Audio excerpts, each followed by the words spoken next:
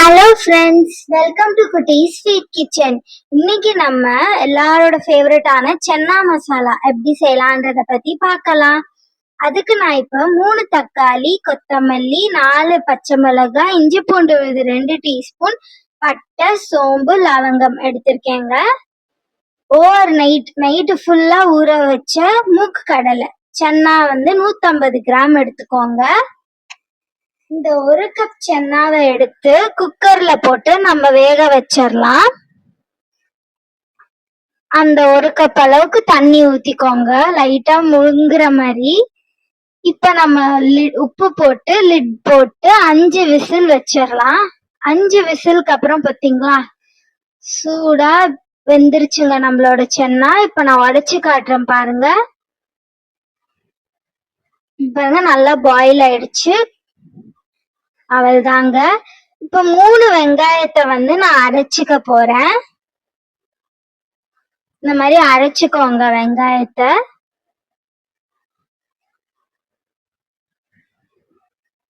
இப்ப நம்ம ஒரு ஈஸியான மசாலா ஒண்ணு ரெடி பண்ணிடலாங்க. வேற எதுவுமே போட வேணாம் நம்ம இந்த குக்கிங்ல.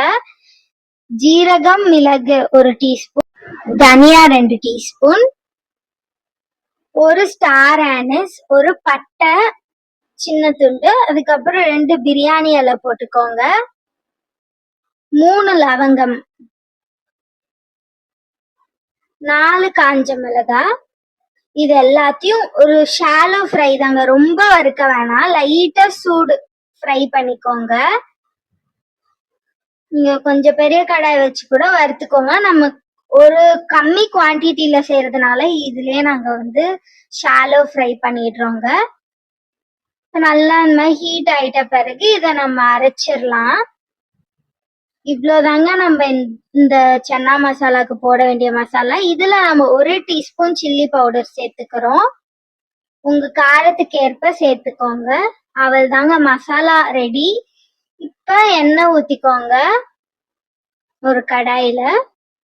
எண்ணெய் நல்லா சூடானதும் ஆல்ரெடி ஸ்பைசஸ் எல்லாம் போட்டு அரைச்சிட்டோம், ஸோ கம்மியாவே போட்டுக்கோங்க. சோம்பு, பட்டை, லவங்கம், அதுக்கப்புறம் அரைச்ச வெங்காய விழுத சேர்த்துக்கோங்க. இப்ப அது வேகிற டைம்ல நீங்க என்ன பண்ணிடுங்க, 1 கரண்டி அளவுக்கு சென்னாவை ஸ்மூத்தா அரைச்சு வச்சுக்கோங்க. வெங்காயம் கொஞ்சம் நல்லா பச்சை வாடை போற வரைக்கும் வதக்கி விட்டுருங்க.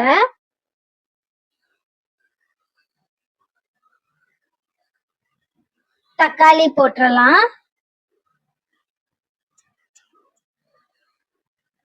தக்காளியும் போட்டு வதக்கிடுங்க நல்லா. இப்ப நம்ம கொஞ்சம் கல்லுப்பு சேர்த்துக்கலாம். உப்புலாம் தேவையான அளவு நீங்க போட்டுக்கோங்க. இஞ்சி பூண்டு விழுது, பச்சை மிளகாய் 4, கொரியாண்டர் லீவ்ஸ் இப்பயும் போடலாம், இல்ல கடைசிலயும் நீங்க போட்டுக்கலாம், உங்க இஷ்டம். இதோட பச்சை வாடை போற வரைக்கும் நல்லா வதக்கிக்கோங்க.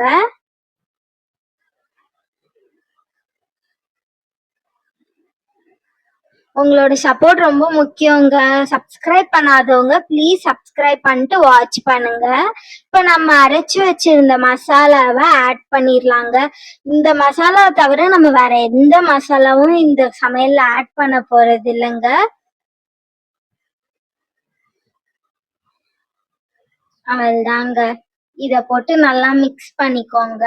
மிக்ஸ் பண்ணிட்டு நம்ம வேக வச்சிருந்த சென்னா மூக்கடலைய சேர்த்துடலாம். இந்த மாதிரி சேர்த்து மிக்ஸ் பண்ணிக்கோங்க. கொஞ்சம் தண்ணி 1 கப் விட்டுக்கோங்க. அப்புறமா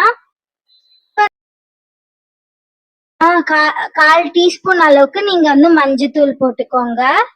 இப்ப நம்ம அந்த 1 கப் தண்ணி ஊத்தி நம்ம அரைச்சு வச்சிருந்தோம் இல்லையா ஸ்மூத்தான சென்னாவை, இந்த மாதிரி வேக வச்ச மூக்கடலைய நீங்க அரைச்சு போட்டீங்கன்னா கொஞ்சம் கிரேவி திக் ஆகுங்க. திக்னஸ்க்காக பாத்தீங்களா எவ்வளவு பர்ஃபெக்ட் கலர் சூப்பரா இருக்கு பாருங்க பார்க்கும் போதே. இது ஒரு 5ல இருந்து 7 மினிட்ஸ், 5ல இருந்து 7 நிமிடம் நல்லா குக் ஆகட்டும். இப்ப நம்ம 1 டீஸ்பூன் சர்க்கரை சேர்த்துக்கோங்க. ஆப்ஷனல் தான், வேணும்னா சேர்த்துக்கோங்க, பட் சேர்த்தா இன்னும் வந்து என்ஹான்ஸ்டா இருக்கும் கிரேவி. அந்த டேஸ்ட் காரம்லாம் எடுத்து கொடுக்கும். ஸோ நீங்க போட்டுக்கோங்க டேஸ்ட்டுக்கு.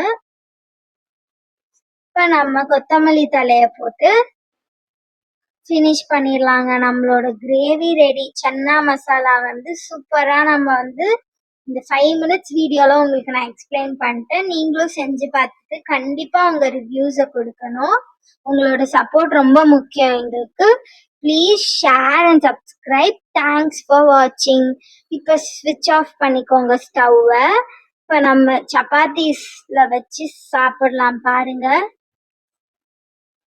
Perfect side dish for சப்பாத்திங்க.